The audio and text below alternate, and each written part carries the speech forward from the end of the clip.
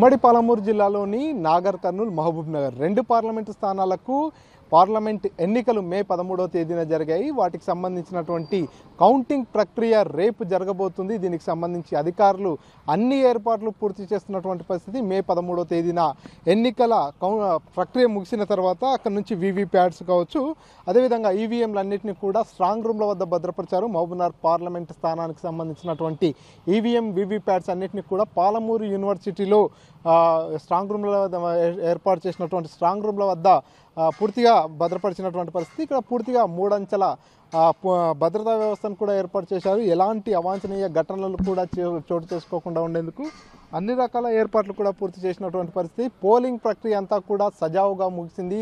ఎక్కడ ఎలాంటి అవాంఛనీయ ఘటనలు చోటు చేసుకోకుండా ఉండేందుకు పోలీస్ శాఖ అంతా కూడా చాలా క్లియర్గా పనిచేసినటువంటి పరిస్థితి. అందులో భాగంగానే పూర్తిగా పోలింగ్ ప్రక్రియ అంతా సజావుగా ముగిసింది. ఇక రేపు కౌంటింగ్ ప్రక్రియ ఉంటుంది. సో ఈ నేపథ్యంలో కౌంటింగ్లో కూడా ఎటువంటి ఇబ్బందులు తలెత్తకుండా ఉండేలా అన్ని రకాల ఏర్పాట్లన్నీ కూడా చేస్తున్నారు. ప్రస్తుతం మనం పాలమూరు యూనివర్సిటీ వద్ద పరీక్షల విభాగం ఏదైతే ఉందో ఇక్కడ ఏర్పాటు చేసినటువంటి కౌంటింగ్ సెంటర్ దగ్గర ఉన్నాం. మహబూబ్నగర్ పార్లమెంట్ సంబంధించినటువంటి ఓట్లకు సంబంధించిన లెక్కింపు అనేది కూడా ఇక్కడే జరుగుతుంది. మహబూబ్నగర్ పార్లమెంట్ పరిధిలో 31 మంది అభ్యర్థులు బరిలో ఉన్నారు.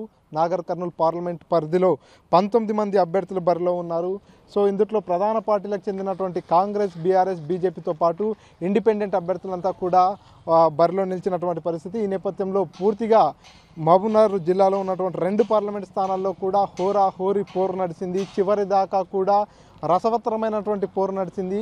మరి రేపు ప్రజలు ఎవరికి పట్టం కట్టనున్నారు, ఎవరికి ఎంపీగా గెలిపించబోతున్నారు అనే విషయం అయితే రేపు బయటపడనుంది. ఇప్పటికే ఎగ్జిట్ పోల్స్ కూడా వచ్చాయి కాబట్టి ఎగ్జిట్ పోల్స్లో సత్తా చాటిన వారంతా కూడా ఆనందంతో ఉండగా, ఎగ్జిట్ పోల్స్లో స్థానం దక్కని వారు కొంత ఉత్కంఠతో ఉన్నారు. ఏం జరగబోతుంది, ఎగ్జిట్ పోల్స్ నిజమవుతాయా లేకపోతే తామే గెలుస్తామా అనేటటువంటి ఒక ఉత్కంఠ అయితే కొనసాగుతుంది. ముఖ్యంగా చూసుకున్నట్టయితే మహబూబ్ నగర్ జిల్లా అనేది ముఖ్యమంత్రి రేవంత్ రెడ్డి సొంత జిల్లా కాబట్టి కాంగ్రెస్ పార్టీ చాలా ప్రతిష్టాత్మకంగా తీసుకుంది. ముఖ్యమంత్రి రేవంత్ రెడ్డి కూడా అనేక మార్లు స్వయంగా తానే వచ్చి ఇక్కడ ప్రచారంలో పాల్గొన్నటువంటి పరిస్థితి. మరోపక్క బీజేపీ పార్టీ నుంచి మహబూబ్నగర్ పార్లమెంట్ నుంచి పోటీ చేస్తున్నటువంటి డీకే అరుణ జాతీయ ఉపాధ్యక్షురాలు హోదాలో ఉంది. సో ఆమె కూడా చాలా టఫ్ ఫైట్ ఇస్తున్నటువంటి పరిస్థితి. కాబట్టి ఇక్కడ ఎవరు గెలుస్తారు, ఎవరికి ఎంత మేర ఓట్లు సాధిస్తారు అనేది అయితే పూర్తిగా ఉత్కంఠభరితంగా మారినటువంటి పరిస్థితి మనం క్లియర్గా విజువల్స్లో కూడా చూస్తున్నాం. మహబూబ్ నగర్, జడ్చర్ల, దేవరకద్రకు సంబంధించినటువంటి కౌంటింగ్ ఏజెంట్స్, కౌంటింగ్ స్టాఫ్కి సంబంధించినటువంటి పోస్ట్ బ్యానర్ని కూడా ఇక్కడ అతికేసినటువంటి పరిస్థితి. ఇక్కడికి వచ్చేటటువంటి కౌంటింగ్ స్టాఫ్ కావచ్చు, అదేవిధంగా ఏజెంట్లు కావచ్చు, ఏ కాన్స్టిట్యుయెన్సీ అంటే మహబూబ్నగర్ పార్లమెంట్ పరిధిలో మొత్తం 7 అసెంబ్లీ సెగ్మెంట్లు ఉంటాయి కాబట్టి ఏ అసెంబ్లీ సెగ్మెంట్కి సంబంధించినటువంటి ఓటింగ్ ప్రక్రియ ఎక్కడ జరుగుతుంది అనేటటువంటి విషయం పూర్తిగా ఇక్కడికి వచ్చే సిబ్బందికి కావచ్చు, అదేవిధంగా ఏజెంట్లకు ఎటువంటి కన్ఫ్యూజన్ లేకుండా ఉండేందుకు చర్యలు తీసుకుంటున్నట్టుగా క్లియర్గా కనిపిస్తుంది. ఎవరు ఎటువైపు వెళ్ళాలి, ఏ కౌంటింగ్ సెంటర్ ఏ పార్లమెంట్కి సంబంధించింది ఎక్కడ ఉంటుంది అనేటటువంటి అంశాలన్నింటినీ కూడా ఇక్కడ చాలా క్లియర్గా పొందుపరిచినటువంటి పరిస్థితి. మహబూబ్నగర్ పార్లమెంట్ పరిధిలో చూసుకున్నట్టయితే 16,80,348 మంది ఓటర్లు ఉన్నారు. సో వీరందరూ కూడా తమ ఓటు హక్కును వినియోగించుకునేందుకు 1937 పోలింగ్ స్టేషన్లను ఏర్పాటు చేశారు.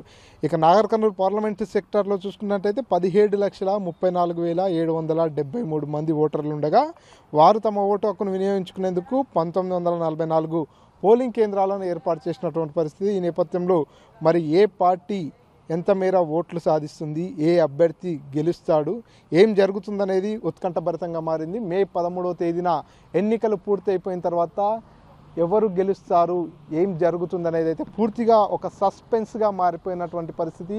ఎందుకంటే రేవంత్ రెడ్డి సొంత జిల్లా కాబట్టి కాంగ్రెస్ పార్టీ కూడా బలమైన పోటీ ఇచ్చినటువంటి పరిస్థితి.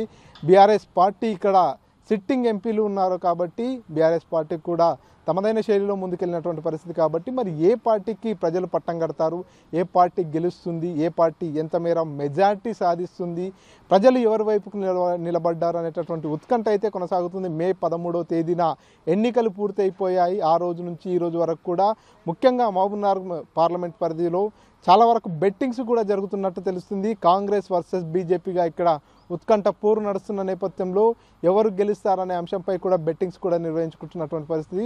అభ్యర్థుల్లో సైతం ఒక ఉత్కంఠ కొనసాగుతుంది. రేపు రౌండ్కు కూడా ఫలితాలు వెలువడుతున్న నేపథ్యంలో అందరిలో కూడా ఒక టెన్షన్ వాతావరణం కనిపిస్తుంది. ఇక్కడ పోలింగ్ ఏదైతే కౌంటింగ్ కేంద్రం దగ్గర కూడా ఎటువంటి గొడవలు కానీ ఎటువంటి ఇబ్బందికర వాతావరణం ఎదురవ్వకుండా ఉండేందుకు పోలీసులు అన్ని రకాల చర్యలు తీసుకుంటున్నారు. కౌంటింగ్ కేంద్రం వద్ద 144 సెక్షన్ని కూడా విధించబోతున్నారు.